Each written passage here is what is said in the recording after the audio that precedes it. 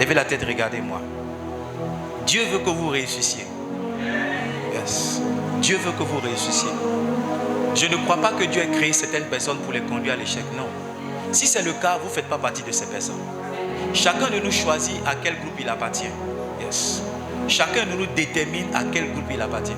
Moi, j'ai déterminé, j'ai choisi que je fais partie du groupe des gens qui réussissent. Néhémie chapitre 2, le verset 20. Tobija, Sambala et Geshem, leurs associés, sont venus voir Néhémie. Ils lui ont dit, mais qu'est-ce que vous êtes en train de faire? Vous pensez que vous allez réussir ce que vous êtes en train de faire? À la fin du verset, Néhémie dit, le Dieu des cieux nous donnera du succès. Le succès ne peut pas être avec Dieu et toi tu marches avec Dieu et tu n'as pas le succès. Il y a quelque chose qui ne va pas. Tous ceux qui marchent avec Dieu ont une avance. Tous ceux qui marchent avec Dieu sont déjà positionnés pour réussir. Tous ceux qui marchent avec Dieu, c'est un peu comme s'il y a une combine qui est faite à leur avantage. C'est rare de voir le fils d'un instituteur échouer. Oui, c'est rare. Si c'est CP1 jusqu'en 6e, l'enfant d'un instituteur n'échoue pas. Quelqu'un est là ou bien est là? Non, moi je n'ai jamais vu. On dit non, le fils du maître n'a pas eu. Non, non. Comment le fils du maître n'a pas eu? Peut-être à partir du 6e, là, il ne peut pas gérer. Mais en ce qui concerne CP1, CP2, les maîtres même là, leurs enfants ne font pas CP2. Quand il a fini CP1, il envoie au CE1. Après CE1, il envoie au CM1. Après CM1, il lui donne CP, il s'en va. Toi, tu ne peux pas être un enfant de Dieu, puis tu vas échouer. Pasteur Donatien, tu souris. Ce qu'il dit, c'est vraiment mes infos. Est-ce que toi, ton enfant échoue? Ton enfant échoue. Ton enfant n'échoue pas. Même si ce n'est pas lu, il avance. Même si ce n'est pas calculé, il avance. Donc, tu ne peux pas être un enfant de Dieu. Et puis toi, tu ne vas pas réussir. Pourquoi toi, tu ne vas pas avoir du succès? Écoutez-moi, le succès, ce n'est rien d'autre que atteindre un objectif. Ce n'est rien d'autre qu'avoir un dénouement heureux. Alléluia. Et la dernière fois, j'ai commencé à vous expliquer que les gens qui réussissent sont d'abord des gens qui ont une vision. Néhémie, Esdras, chacun d'eux avait une vision. La vision d'Esdras, c'était celle-là de rebâtir donc le temple de Jérusalem qui avait été cassé par le roi Nebuchadnezzar. Mais la vision de Néhémie, c'était celle-là de rebâtir les murailles. Donc, il ne faut pas te battre pour avoir la même vision que ton frère. Non, il ne faut pas te battre pour avoir la même ambition que ton frère. Ne souffre pas si ta vision est différente de la vision de ton frère. Parce que chacun d'entre nous est appelé à faire une chose. Chacun d'entre nous est appelé à faire une chose précise. Chacun d'entre nous est appelé à faire une chose spéciale. Donc ne cherche pas à copier ce que ton frère fait. Cherche plutôt à découvrir ce que Dieu a pour toi. Est-ce que je peux progresser? Et je vous ai expliqué, et ce matin je veux ouvrir cette parenthèse pour vous dire qu'il y a 4 choses principales ce matin que je veux vous dire que la vision fait.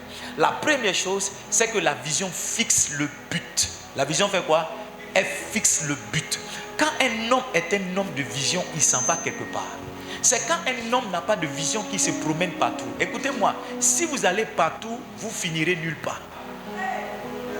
Quelqu'un peut écrire ça? Si vous allez partout, vous finirez nulle part. Si vous allez partout, vous finirez nulle part. Un homme qui n'a pas de vision n'a pas d'objectif, il n'a pas de but. Il ne sait pas qu'est-ce qu'il doit faire lundi, qu'est-ce qu'il doit faire mardi, qu'est-ce qu'il doit faire mercredi, qu'est-ce qu'il doit faire jeudi. Mais un homme qui a une vision, il sait où il va. Il sait quel rendez-vous rentre dans sa vision. Il sait quelle activité rentre dans sa vision. Il sait quel programme, quel événement rentre dans sa vision. Aussi longtemps que ces activités, ces rendez-vous, ces amitiés, ces programmes ne rentrent pas dans sa vision, il se donne le droit et l'obligation de dire non. Écoutez-moi, quelqu'un qui ne sait pas dire non à certaines choses, à certaines situations, à certaines propositions dans sa vie, n'arrivera nulle part. Il y a certaines propositions, même si elles ont l'air si elles ont l'air alléchantes, ce sont des propositions qui vous conduisent tout droit chez le méchant. Il y a certaines propositions, même si elles ont l'air intéressantes, leur fin c'est votre perte. Donne-moi s'il te plaît, Proverbe chapitre 16. On va lire ensemble le verset 1 au verset 3. Proverbe chapitre 16. Les projets que forme le cœur dépendent de... Mais la réponse que donne la bouche vient de l'Éternel. Verset 2, s'il te plaît. Toutes les voies de l'homme sont pures à ses yeux. Mais celui qui pèse les esprits, c'est l'Éternel. Ça veut dire que tu peux penser qu'une voie est juste. Tu peux penser qu'une voie est correcte. Tu peux, avec ton imagination, avec ton raisonnement, penser que telle chose est correcte. Et puis ça ne l'est pas. Et puis ça ne l'est pas. Alléluia. Donc tu dois te battre pour découvrir ta vision. La vision fixe le but. La deuxième chose que la vision fait, la vision vous donne de la motivation. La motivation, c'est la force pour commencer. Quand tu as une vision qui vient tout droit de Dieu, Dieu te donne la vision avec la motivation. La provision que Dieu donne, ce n'est pas seulement l'argent. Dans la provision se trouve la motivation nécessaire pour démarrer. Parce qu'en réalité, quand Dieu va te montrer une vision, tu la verras plus grande que toi. Tu la verras plus grande que tes moyens. Tu la verras plus élevée que ce que tu peux faire. Mais d'où te viendra la force pour démarrer? C'est la motivation. J'ai écrit dans mon livre L'esprit de la persévérance que tous les grands périples commencent avec un premier pas. Si un enfant ne se lève pas pour poser un pas, il ne marchera jamais. Si un enfant ne se lève pas pour poser un pas, il ne marchera jamais. Mais d'où lui vient cette force pour poser le pas? Cette force-là vient de la motivation. Vient de la motivation, la force que la vision inculque dans le cœur d'un homme. Écoutez-moi, frères et sœurs, quel que soit ce que Dieu vous a dit, vous avez besoin de poser le premier pas. Dieu t'a dit tu dois voyager, commence par avoir un passeport. Dieu t'a dit que tu seras une grande chef d'entreprise. Commence à te faire enregistrer au registre de commerce et de crédit immobilier.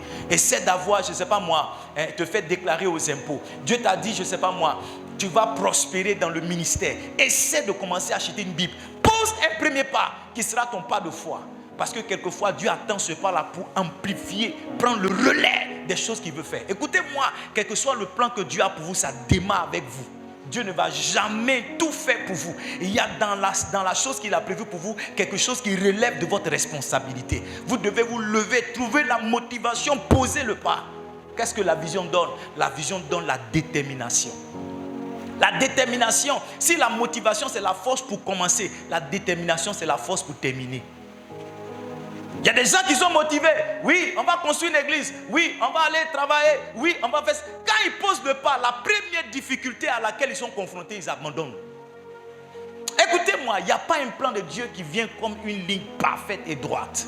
Non, non, non, non. Il n'y a pas un plan de Dieu qui vient sans challenge. Non, ça n'existe pas. Il dit tout ce que je vous donnerai avec des persécutions. La détermination, c'est la force qu'un homme reçoit pour surmonter les persécutions et arriver au bout.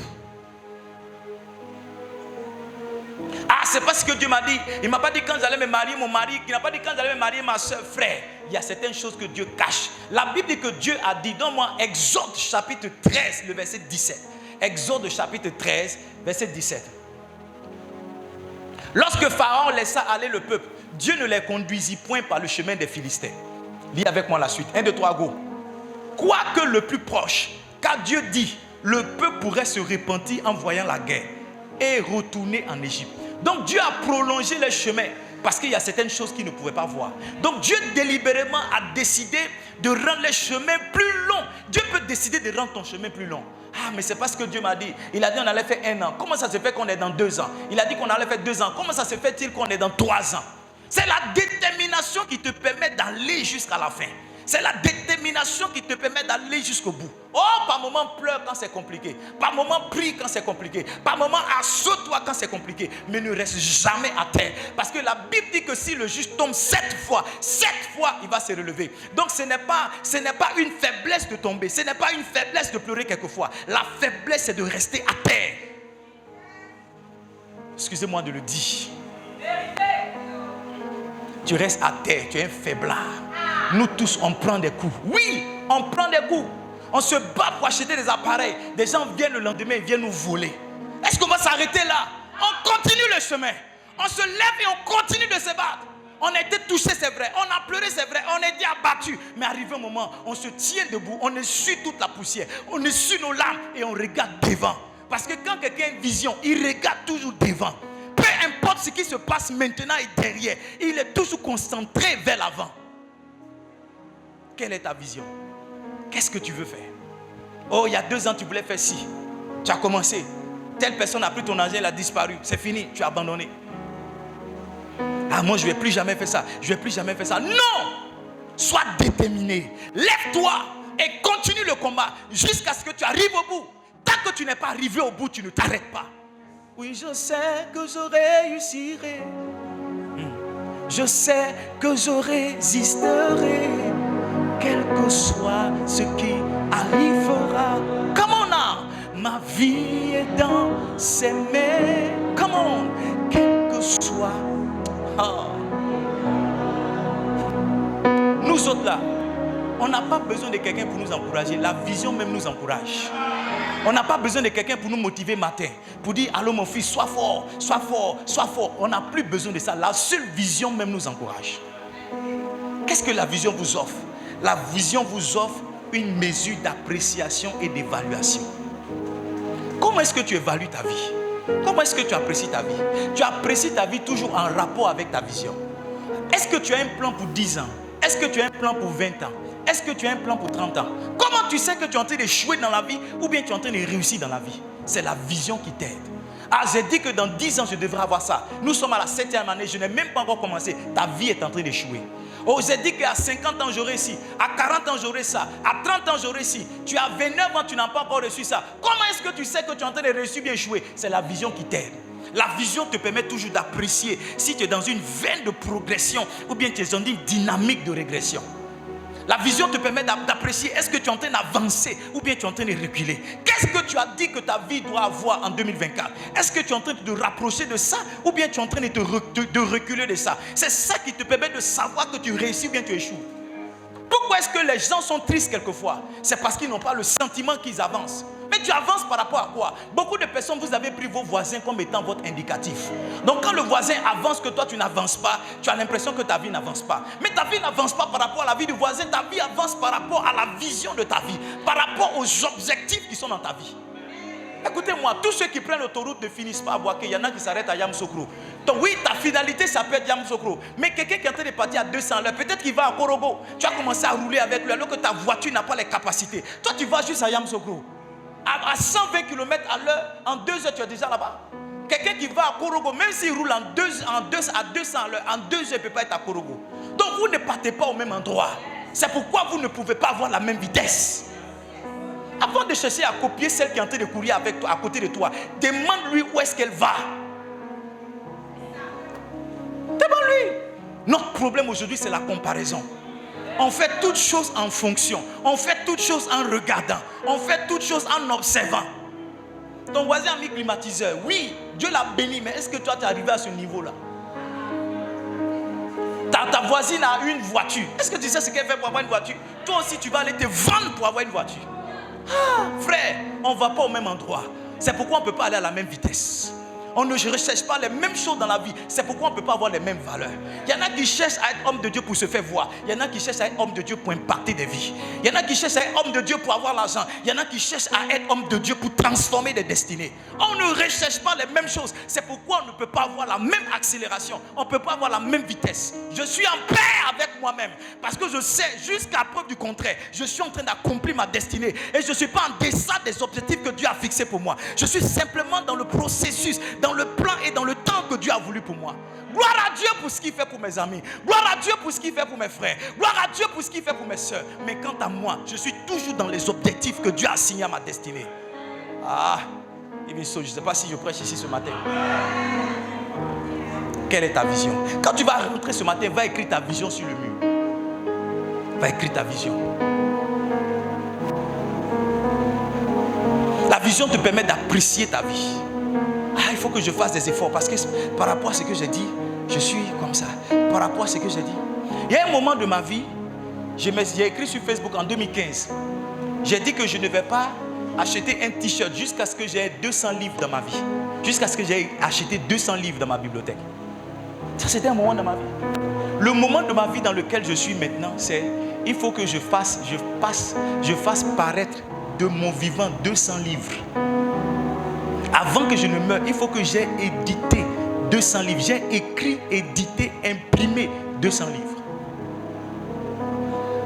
Au moment où j'étais en train d'acheter mes livres, je pouvais acheter des chaussures parce que mes amis étaient en train de se saper.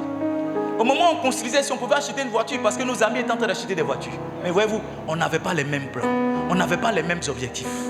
Yes. Donc nous, on s'appréciait par rapport. On n'avait pas une voiture, mais on n'avait pas l'impression d'être un échec. Un jeune de mes amis m'a vu dans un transport en commun et il a eu pitié pour moi. Il dit non, je ne peux pas te voir ici. Il dit mais pourquoi tu as pitié? Moi, je ne suis pas en train d'échouer. Je ne sais pas quelle impression tu m'as vu, mais moi, je ne suis pas en train d'échouer. Parce que ce que tu penses être un échec, je suis dans le plan de Dieu pour moi. Je n'ai peut-être pas de voiture, mais ce que mes fils et moi on a fait, ça t'a fait acheter 10 voitures. Oui, donc on n'est pas en train d'échouer. Je lui ai dit, calme-toi, quand le temps va venir, la voiture va venir. Calme-toi, calme-toi. Je n'ai aucune honte, aucune pression. laisse-moi m'asseoir dans le cas que ceux qui me reconnaissent qu'un homme de Dieu qui ont honte pour moi, c'est leur problème. Mais moi, je suis dans le plan de Dieu pour moi. Jusqu'à preuve du contraire, je ne suis pas un échec. Comment toi tu évalues ta vie? Comment tu apprécies ta vie? Comment tu sens que tu évolues bien, tu n'évolues pas? Tu n'as aucune vision, c'est pourquoi tu ne sais pas à quel niveau tu es. Si on te demande maintenant, est-ce que tu évolues bien, tu vas dire, nous on est là, on va où le vent nous envoie, on s'envoie où le vent nous va. Tu es là, tu n'as rien sur lequel tu peux apprécier ta vie. Tu dis, Dieu même connaît. Un jour ça va aller. Ça va aller où? Ça va aller, ça va aller, ça va aller. Ça va aller, c'est la parole des gens qui ne savent pas où eux-mêmes vont dans la vie. Ça va aller, c'est la parole des gens qui n'ont aucun objectif. Parce que les gens qui ont un objectif, ils savent ce qu'il faut faire pour que ça aille. Yes. Ça va aller, c'est les gens qui se sont laissés au bon gré de la nature et des événements et des circonstances. Donc par exemple, ils sont pro-Babo, si le pouvoir a changé de camp, ils vont revenir aux affaires. Donc voilà. Donc ils ne savent pas. Excusez-moi si j'ai dit ça, mais je ne suis pas un politicien. Hello? Est-ce que je peux terminer mon message? Et donc je vous ai dit que la vision, quand vous l'avez, vous devez être prêt à combattre certains combats. Parce que la vision suscite certains combats. Le premier combat que j'ai mentionné, c'est le combat de la solitude. Le prix de la solitude. Quand vous avez une vision, vous serez seul. Dans votre famille, en général, ce que Dieu vous dit de faire, généralement, personne n'a jamais fait ça chez vous. Donc quand vous commencez à faire, vous êtes seul. Depuis quand toi tu vas à l'église évangélique, ton papa est méthodiste, sa maman est catholique, ton arrière-grand-père est méthodiste, c'est lui-même qui a donné le terrain au village pour qu'on construise l'église. Ton arrière-grand-mère est catholique, la statue de Marie qui est dans l'église, c'est elle qui a fait. Depuis quand toi tu es devenu évangélique, tu es devenu seul dans le coin, tu es seul contre tout le monde. Et maintenant tu vois, si tu n'es pas prêt à payer certains prix, tu ne peux pas aller loin dans la vie. Parce que tu n'as pas ta famille contre toi seul, mais tu as tout le village contre toi seul. Yes. Aujourd'hui, nous autres, les gens nous apprécient, mais ce n'était pas facile au départ. Les Edmond là aussi sont pasteurs. Déjà depuis son mari, ils n'ont rien à faire maintenant, c'est l'église ils font. Mais aujourd'hui qu'on arrive, révérend, maman pasteur, il faut prier. Oh révérend, il faut venir. Révérend, il faut venir. Mais au départ, ce n'était pas comme ça. On était seuls à porter notre fardeau. On était seuls à porter notre prix. Si vous n'êtes pas prêt à payer le prix de la solitude, vous n'êtes pas prêt à marcher avec Dieu. Parce que le jour où Dieu vous verra, le jour où Dieu vous voudra, il vous enverra dans la solitude. C'est quand vous êtes seul que Dieu apparaît dans votre vie. Quand il y a beaucoup de personnes autour de vous, il vous laisse à la merci des autres. Mais quand vous décidez de reculer, d'accepter votre sort, c'est à ce moment-là que Dieu descend. Écoutez, c'est dans la solitude de Moïse qu'il a vu le buisson Adam, que la voix de Dieu est sortie. C'est dans la solitude de Gédéon que Dieu lui a parlé. C'est dans la solitude que le Seigneur Jésus est parti s'attaquer à Satan pendant 40 jours dans le désert. Si vous n'aimez pas être seul, Dieu ne peut rien faire avec vous. Parce que les héros de Dieu, ce sont des solitaires. I don't know if I'm preaching. Le deuxième prix que vous devez être prêt à supporter, c'est le prix des accusations. Quand les gens ne savent rien de votre vie, ils inventent des choses qu'ils veulent. Ah, lui là il avance, il a dû toucher ça. C'est la façon, elle est belle là. Elle est partie se faire une autre beauté. Façon, les garçons lui disent qu'elle a 5 gars, elle a 10 go, elle a ceci, elle a cela. Quand les gens ne savent rien de votre vie et qu'ils vous voient avancer, ils créent toujours des choses pour pouvoir justifier leurs limites à eux-mêmes. On est tous ici, s'il évolue, c'est que. On est tous ici, s'il évolue, c'est que. On est tous ici, s'il évolue, c'est que. Quelqu'un a dit à mon frère, mais dites-nous quelles sont les églises américaines qui vous soutiennent. On dit il n'y a pas d'église américaine. Il dit non. Toi ton église en anglais, l'église de ton frère aussi c'est en anglais. C'est que vous êtes les Américains qui vous donnent l'argent pour faire les choses. On dit le vieux, il n'y a pas américain. Il dit vous parlez beaucoup, dites-nous que c'est les Américains, on va partir d'ici. On dit il n'y a pas américain. Parce que dans sa pensée, quand un homme de Dieu a d'abord qu'il évolue dans une certaine manière, c'est que ce sont les blancs qui lui donnent l'argent. Vous devez payer le prix de l'accusation. Vous devez payer le prix du processus. Parce que Dieu n'a jamais construit une villa en 1 heure. Non. Il a construit le monde même en 6 jours. Dieu avait la capacité de dire le monde soit et puis le monde allait être. Mais chaque jour, il a fait quelque chose. À chaque jour suffit sa peine. Mes frères et sœurs, mes filles et mes fils, chaque jour, Dieu fait un peu plus dans votre vie. Ne soyez pas pressés. Sachez dans quelle saison de votre vie vous êtes et concentrez-vous pour maximiser la saison. La saison des goyaves n'est pas la saison des mangues. La saison des mangues n'est pas la saison des ignames. La saison des ignames n'est pas la saison des avocates. La saison des avocats n'est pas la saison des tomates. Chaque fruit, chaque être humain a sa saison. À quelle saison tu es? Pendant qu'il fait jour ici, il fait nuit ailleurs. Est-ce qu'il fait jour dans ta vie ou bien il fait nuit dans ta destinée? S'il fait nuit, ce n'est pas grave. Le soleil tourne, la terre tourne autour du soleil. Bientôt le jour va se lever pour toi. Donc si la nuit est arrivée, soit tu dors, soit tu pries, tu médites. Tu attends que le jour arrive pour que tu travailles. Parce que Dieu est un Dieu de processus. Jésus lui-même, il n'est pas né à 30 ans, il n'est pas né à 33 ans. Il est né comme un bébé comme toi et moi. Il a eu 12 ans, il a eu 15 ans, il a eu 20 ans, il a eu 21 ans. Parce que Dieu est dans le processus. Tout ce qui n'obéit pas à la loi du processus meurt. Mais tout ce qui est passé par le processus résiste au temps, résiste au challenge. Je ne sais pas si je dois prêcher ici ce matin. Je sens une onction. Yes. Il y a des gens qui n'aiment pas le processus. Oh, Dieu est trop lent, Dieu est trop lent, Dieu est trop lent, Dieu est trop lent. Toutes ces dettes dans lesquelles on s'engage, c'est parce qu'on estime que Dieu est lent. Tous ces coups fourrés dans lesquels on s'engage, c'est parce qu'on estime que Dieu est lent. Toutes ces consultations maraboutiques et méchantiques, c'est parce qu'on estime que Dieu est lent. Yes. Toutes ces relations, il n'y a pas mariage dedans, on est mélangé, c'est parce qu'on estime que Dieu est lent. Oui. Vous êtes devenu calme. Est-ce que tu es prêt à accepter le prix de la jalousie? Parce que quand tu commences à faire quelque chose que les autres ne font pas, frères et sœurs, il dit, c'est parce que tu n'as pas encore riche qu'on ne te critique pas. C'est parce que tu n'as pas encore un peu qu'on ne t'insulte pas. C'est parce que tu n'as pas encore commencé à faire quelque chose qu'on ne t'insulte pas. Sinon, quand tu commences à lever un peu la tête de l'eau, c'est en ce moment-là que tu découvres que tes propres frères même là, en fait, ils étaient avec toi, mais ils étaient contre toi. Yes. La jalousie. La jalousie, c'est le comportement des gens qui ne savent pas acclamer ton succès. Et laissez-moi vous dire que vos jaloux ne sont pas loin, ils sont juste à côté de vous. Oh, c'est les frères de Joseph qui l'ont vendu, ce ne sont pas ses cousins. Ce ne sont pas ses cousins, c'est ses frères. Même père, c'est ses frères qui l'ont vendu. Attendez de briller un peu, attendez de recevoir. Qu'est-ce que Joseph a eu? Un manteau multicolore de son père, un peu d'amour pour son père. Ça a valu qu'il soit vendu et jeté dans un puits. Quel est ton sort? Attends de réussir un peu, tu vas voir. Tu vas voir. Il y a des gens qui sont là et qui n'aiment pas le frère. Une femme m'a dit la dernière fois, comment tu peux dire qu'un être humain, tu n'aimes pas un être humain? Tu n'aimes pas. Comment tu peux te sortir de ta lui là, je ne l'aime pas. Quand tu fouilles même la haine que certaines personnes ont contre leur frère, quand tu fouilles, ce n'est rien d'autre que le petit succès qu'ils ont commencé à avoir. Ils essaient de dire, oh, il est impoli, il est orgueilleux, depuis qu'il a sa voiture. Mais en réalité, il n'aime pas le petit succès dans lequel tu es. Parce que quand tu es complexé, le petit succès de ton frère, tu le vois comme un orgueil.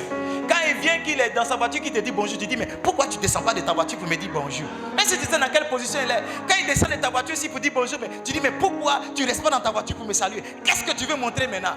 Tout ce que tu fais, c'est sujet à interprétation. Quand tu veux faire bon, on dit que c'est mal. Quand tu veux faire mal, on dit que finalement, tu ne sais même plus qu'est-ce que tu vas faire.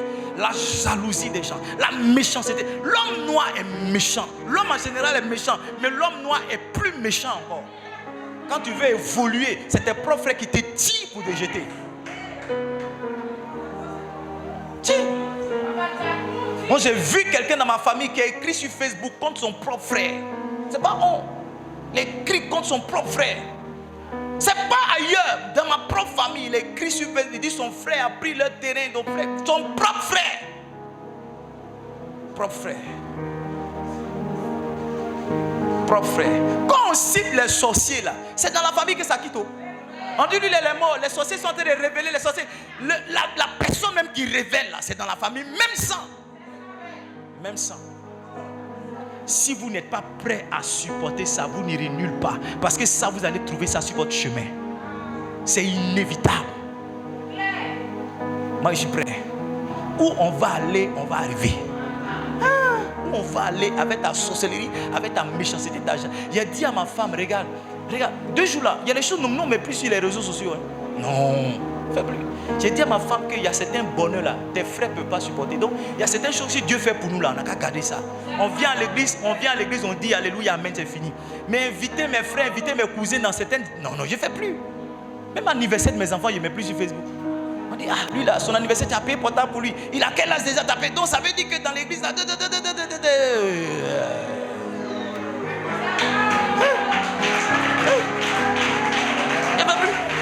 Je ne fais plus. Non, je ne fais plus. Parce que j'ai vu qu'il y a certaines élévations, tes propres frères ne peuvent pas supporter. Les gens sont là, Dieu te bénisse, oh que Dieu te bénisse. Mais quand Dieu commence à te bénir, eux-mêmes ils ne supportent pas. Oh mon fils, que Dieu te bénisse. Ce que tu fais c'est bon. Vraiment que Dieu te bénisse. Tu dis Amen. Vraiment que Dieu te bénisse. Tu dis Amen. Mais quand Dieu a commencé à te bénir, et lui là, mais il est rentré vous-même. Mais lui, il est quitté vous-même. Ça là, il est là-bas en train de voler l'argent. Il est là-bas en train de les blaguer. Il est là-bas. Ils vont t'accuser de jalousie. accuser pour rien. Ah, je ne peux pas encore, c'est juste un rappel que je suis en train de faire. Qu'en est-il de la loi du sacrifice? Ce que vous n'êtes pas prêt à donner à Dieu, vous ne pouvez pas l'avoir en retour. Ce que vous n'êtes pas prêt à donner à Dieu, Dieu n'est pas prêt à vous donner. Ce que vous n'êtes pas prêt à donner à Dieu, si tu ne peux pas donner une maison à Dieu, il ne te donnera pas une maison. Si tu ne peux pas donner une voiture à Dieu, il ne te donnera pas une voiture. Ce que vous n'êtes pas prêt à donner à Dieu, il ne peut pas vous le donner. Je vous dis, mes enfants, ce n'est pas que Dieu ne veut pas te bénir. La somme que tu veux là, tu n'es pas prêt à ton tour à donner sans retour à Dieu. Ce que tu ne peux pas relâcher, Dieu ne peut pas te l'accorder. Non, non, non, non. Écoutez-moi bien, la vie n'est pas facile. Il y a beaucoup de sacrifices qu'on fait. Il y a beaucoup de privations quelquefois qu'on fait pour rentrer dans sa vision. Tu veux construire une maison, il y a certains plaisirs desquels tu vas te séparer peut-être. Tu veux construire une maison, il y a certaines activités dans lesquelles tu ne vas pas rentrer quelquefois. Tu veux acheter un terrain, quelquefois tu dois te priver. Parce qu'il n'y a que par le sacrifice qu'on arrive au bout de la vision. Quand Dieu voulait recueillir tous ses enfants, il a fait un sacrifice. Il a donné son fils bien-aimé. Dis-moi les sacrifices que tu fais aujourd'hui. Je te dirai où tu iras demain. On sacrifie notre sommeil. On sacrifie notre nourriture. On sacrifie notre argent. On sacrifie notre temps. Parce qu'on sait où on va. C'est peut-être dur maintenant, mais nous sommes dans la période des sacrifices. Nous sommes dans le temps du sacrifice. Un jour, ça va commencer à payer pour nous. Écoutez-moi bien, n'attaquez personne dont vous ignorez le sacrifice. N'attaquez personne dont vous ignorez. Quand vous voyez quelqu'un qui est élevé, demandez-lui quel est le prix qu'il a payé dans le secret. Il y a des gens qui ont perdu leurs enfants qui sont allés prêcher. Oui. Il y a des gens qui ont reçu des milliards et qui ont dit non à ça. Je disais à un homme de Dieu cette semaine, je lui disais, nous tous là, il dit que moi, il sait que je connais l'odeur de l'argent. On dit l'argent n'a pas d'odeur. Mais moi, si je suis quelque part, je sais ce qu'on peut faire pour gagner l'argent. Même s'il arrive dans le désert, je peux savoir ce qu'on va faire dans le désert pour avoir l'argent. J'ai dit, mais volontairement, j'ai décidé de ne pas chercher l'argent pour servir Dieu uniquement. Il dit, ah, c'est vrai que lui aussi, il avait commencé à faire les affaires, il a failli être en prison. Nuit et été, il dit, ah, vous pensez que nous, on est là, on prêche. C'est parce qu'on n'est pas intelligent. C'est parce qu'on ne sait pas comment gagner l'argent. C'est un sacrifice qu'on fait pour dire, Seigneur, je fais le vœu de pauvreté pour amener ton ministère quelque part. Est-ce que je peux vous parler ce matin de 2 prix que je veux partager avec vous rapidement? Amen, vous êtes là? Vous êtes là, mais vous êtes partis. Un combat que tu vas mener si tu es un homme de vision, c'est le combat de la déloyauté. Tous ceux qui commencent avec toi ne finissent pas forcément avec toi. Les mêmes qui ont dit Hosanna, béni soit celui qui vient de la part du Seigneur, c'est les mêmes gars qui ont dit crucifiez-le. On préfère Barnabas à celui-là. Vos acclameurs ou bien vos acclamateurs d'aujourd'hui seront vos accusateurs de demain. Ne soyez pas naïfs, ça arrive à tout le monde. Si c'est arrivé au ciel à Dieu, ce n'est pas à vous que ça n'arrivera pas. La Bible dit qu'un matin, le ciel a perdu le tiers de ses anges.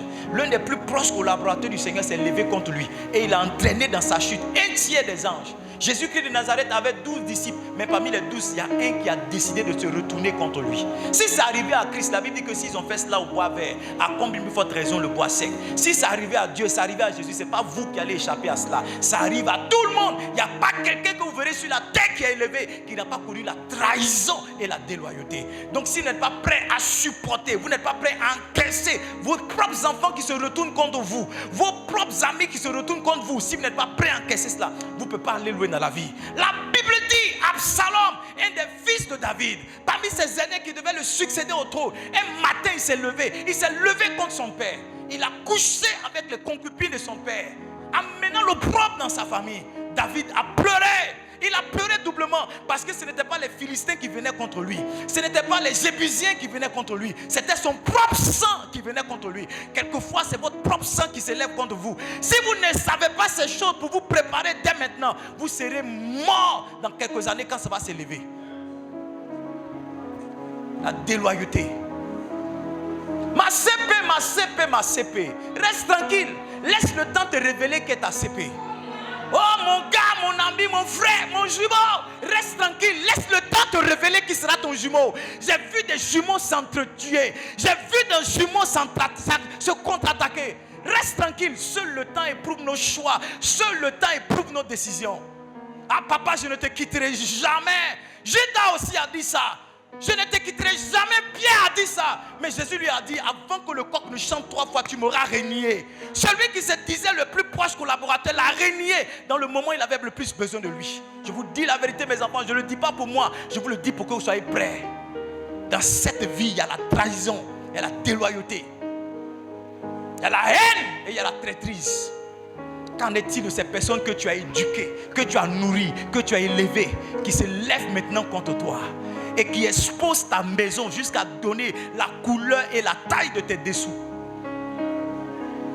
Qu'en est-il de ces personnes que tu as récupérées, que tu as lavées, que tu as scolarisées, que tu as coiffées, que tu as habillées? Maintenant, tu les vois en train de manger avec tes ennemis. Tu les vois en train de manger avec les gens qui parlent mal de toi. Tu les vois en train de rire avec ceux qui te spolient sur les réseaux sociaux. Qu'en est-il de ces personnes?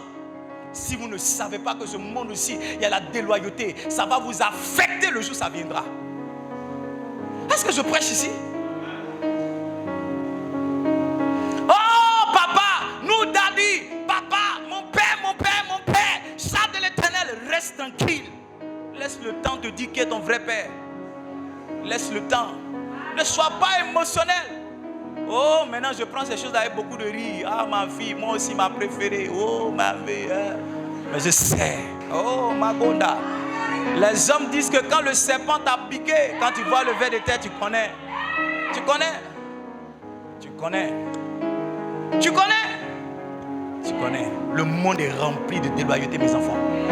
Le monde est rempli de traîtrise. Yes. Sachez ces choses, ça va vous garder. Mon père, chant de l'Éternel. This is my daddy. Oh, reste tranquille. Reste tranquille. Il y a des gens qui ont dit ça avant toi, on ne les voit plus. Reste tranquille. 5 voies qui conduisent à la déloyauté. Je finis avec ça. Ça se trouve dans mon livre. Un homme fidèle qui le trouvera.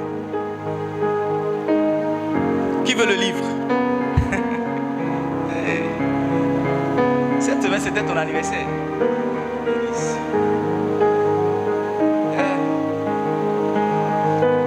Est-ce que je dois prêcher sur ça?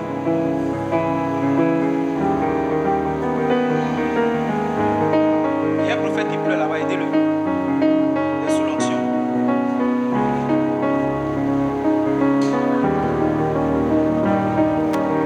Chapitre 2, identifiez les voies de la déloyauté et évitez-les. Première voie de la déloyauté, l'ignorance.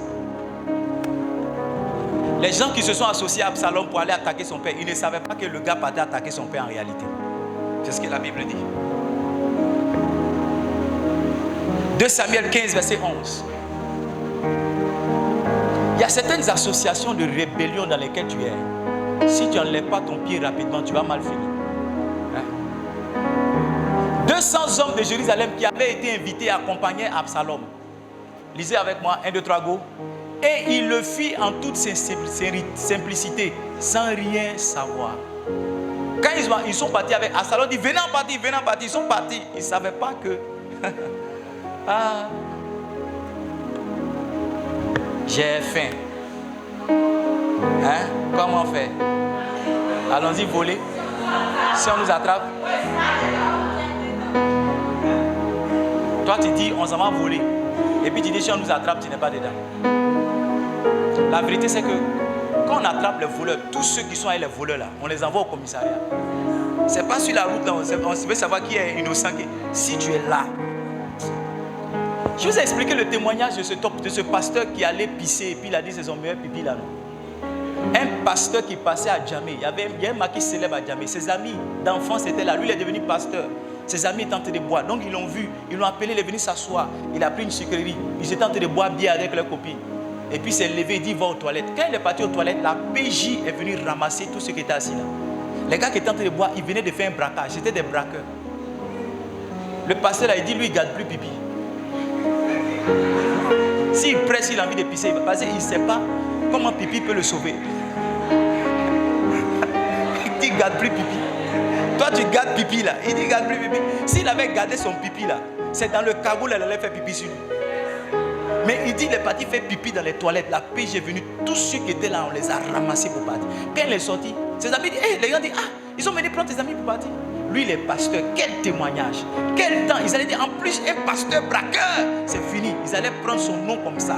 Le temps que 5 ans après, 10 ans après, son innocence soit établie, son nom allait être gâté. Dis-moi avec qui tu marches, je te dirai qui tu es. Tu marches avec qui? Tu marches avec les ennemis de ton père. Mais toi, tu es criminel. Les gens avec qui ta maman ne parle pas, c'est là-bas que tu vas regarder la télé. Tu es ignorant ou bien tu es bête?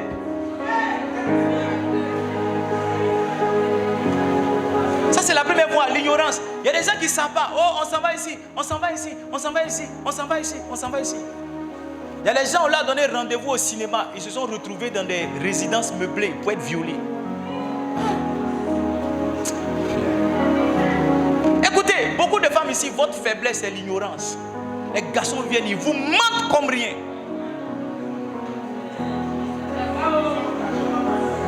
Oh, mon nouveau chéri là, il travaille ici. Mon nouveau chéri travaille là. Mon nouveau chéri travaille là. Des mécaniciens qui prennent les voitures de leurs patrons pour venir vous en...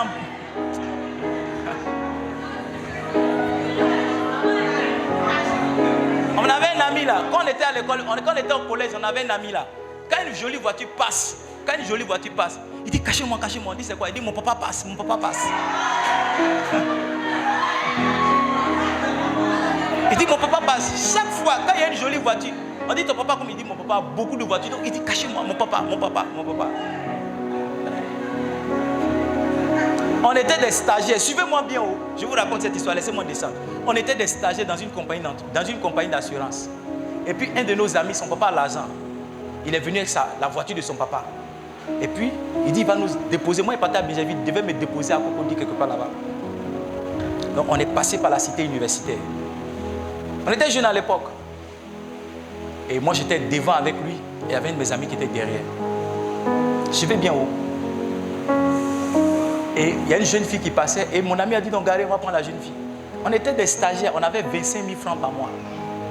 On portait veste, mais notre argent par mois c'était 25 000. Quand on l'a garé que la jeune fille est montée, mon ami qui était derrière, c'est lui qui a commencé les présentations. Il dit bonjour, bonsoir, vous appelez comment? Elle a dit son nom. Et puis vous savez comment lui a répondu? Il dit moi c'est docteur. Et puis il a dit son nom. Il dit, moi il était devant, il a attrapé ma bouche. Il n'a même pas laissé, il dit il est docteur. On était des stagiaires, notre argent c'était 25 000. Il y a beaucoup de faux docteurs qui sont rentrés dans ta vie comme ça. On était en veste matin, midi, soir, mais notre argent c'était 25 000. Quand tu nous vois, tu ne peux pas savoir que notre argent c'est 20 000. Ça veut dire qu'on ne peut pas, dans 25 000, tu as envoyé une femme où? Abidjan, 25 000, là, ça veut payer quoi? On mangeait pain fourré et lait caillé, souvent à crédit à midi. Mais mon ami, là, il dit il est docteur. Il y a beaucoup de personnes qui ont été emballées dans la déloyauté à cause de leur grande ignorance. Tout ce qui brille n'est pas de l'or. Tous les hommes qui sont bien habillés ne sont pas forcément des saints. Les escrocs en réalité savent se mettre dans l'apparence que vous aimez pour vous fatiguer et vous amener quelquefois là où ils veulent. Oh, il est venu à une grosse voiture, il est en costume, il est ceci, il est cela. Dans cette saison, les hommes les plus riches même là, ils sont saints.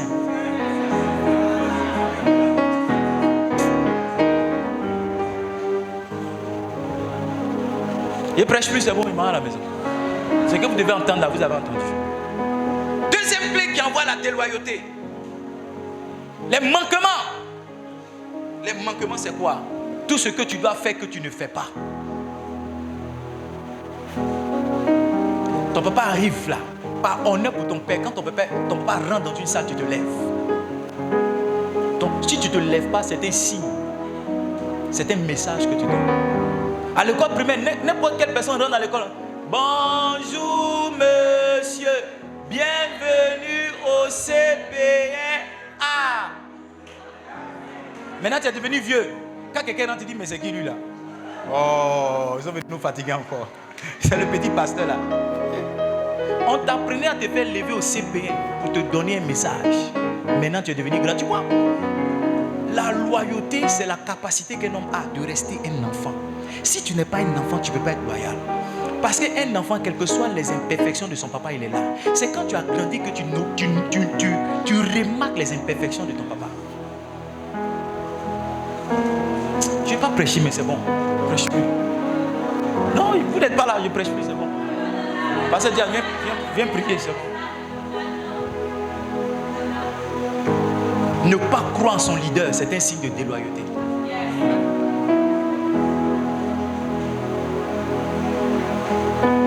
Si tu es ici que tu ne crois pas en ce ministère, pardon, il faut nous suivre sur Facebook. Parce que, à partir du moment où tu ne crois pas, tout ce qu'on ferait ici, ce sera sujet d'interprétation. Un pasteur qui cherche la chair, il enlève ses chaussures. Ça, c'est quoi ça?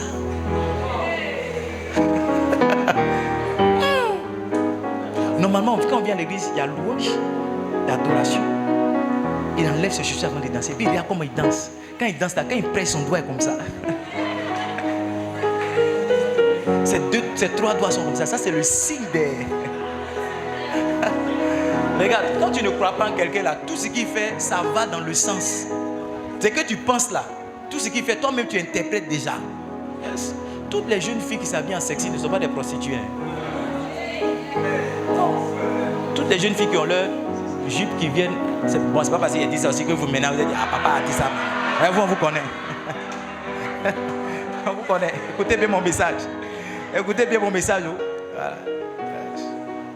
C'est comme tous les garçons qui ont des locks. Ce ne sont pas des reggaeman, des fumeurs de drogue. Hein. Amen. Oh. Apprenez à vous élever au-dessus de ce que vous voyez comme apparence.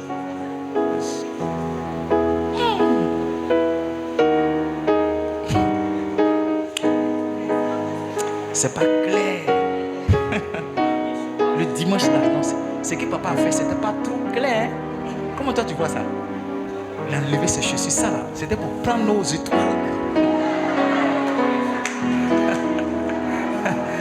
Regarde, il y a un panier, mais il a dit on n'a qu'à mettre l'argent sur l'autel.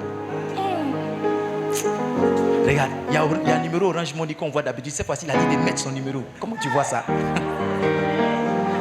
Comment tu vois ça? Aujourd'hui, tu n'as pas vu que le numéro Orange Money Wave a changé? Ça, c'est pas trop clair. Il prêche plus, c'est bon. Troisième clé qui conduit à la déloyauté. Troisième clé qui conduit à la déloyauté, l'improductivité. Si tu es quelque part que tu ne fous rien, tu es déloyal. Tu manges seulement, tu manges, tu n'envoies jamais rien à la maison, tu es déloyal. Quand on te met quelque part, on attend que toi aussi tu produises des fruits. On t'a nourri, on t'a enseigné, on t'a montré les choses. C'est pour qu'un jour toi aussi tu puisses apporter quelque chose. Mon livre va sortir bientôt, vous allez lire. La dernière clé ou bien la dernière voie de la déloyauté. La première voie c'était quoi? L'ignorance. La deuxième voie c'était quoi? Manquement. Troisième voie c'était quoi? L'improductivité. Quatrième voie, l'association. On finit toujours par ressembler aux gens qui ont marché. Bishop Dag dit, you become like your friends and the people you are associated with. Tu deviens comme tes amis et comme les gens avec qui tu es associé. Moi, ils ne marchent pas les rebelles. Hein. Les gens qui insultent les pères spirituels, les arrêtent d'être mes amis. Non. Ça, ils ne m'amusent pas ça. On se salue. La Bible dit d'être en paix avec tout le monde. Voilà. On est en paix.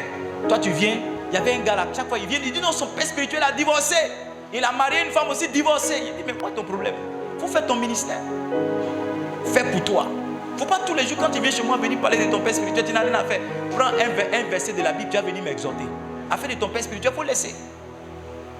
Il ne m'a pas écouté. Lui et moi, on a pris nos distances. Non, moi je suis très attaché à la paternité. Quand quelqu'un se rebelle contre son père, il n'est plus mon ami. Non. Parce que ce que tu tolères, ça finit par t'avaler. Ce que tu tolères là, ça finit par t'avaler. Oh, c'est pas grave. Quelqu'un qui vient à un cœur de rebelle dans ta maison, il faut le chasser. La dernière clé, enfin, c'est la possession démoniaque.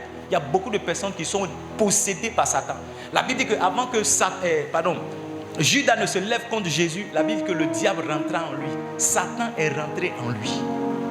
Qu'est-ce qui est en toi? C'est ce qui va te conduire dans la loyauté ou bien dans la déloyauté. Écoutez-moi. Voici 5 voies que je vous ai enseignées. Please reduce the volume here. Voici 5 voies que je vous ai enseignées qui conduisent les gens à la déloyauté. Il n'y a pas un ministère sur la terre ici qui ne connaît pas de déloyauté. Les plus grands leaders qui existent connaissent la déloyauté. Vous n'échapperez pas à ça. Non, vous n'échapperez pas à ça. Connaissez la déloyauté. Peut-être, mais il y en a parmi vous-même, ça a déjà commencé. Depuis le CP1. Ça a commencé. Il y a des gens qui sont ici, ils ont cassé ton cou depuis le CP1. Ta préférée, elle est partie avec un autre. Ouais. Tu la nourris. Quand tu viens, ton petit déjeuner, tu donnes à ta préférée. Mais elle prend ton petit déjeuner devant toi, elle va donner à un autre garçon. Depuis que tu es petit, ils ont commencé à casser ton cou. Il y a une prophétie sur ma vie. Tiens-toi debout en prier. Je ne peux pas échouer. Je n'échouerai pas, Seigneur.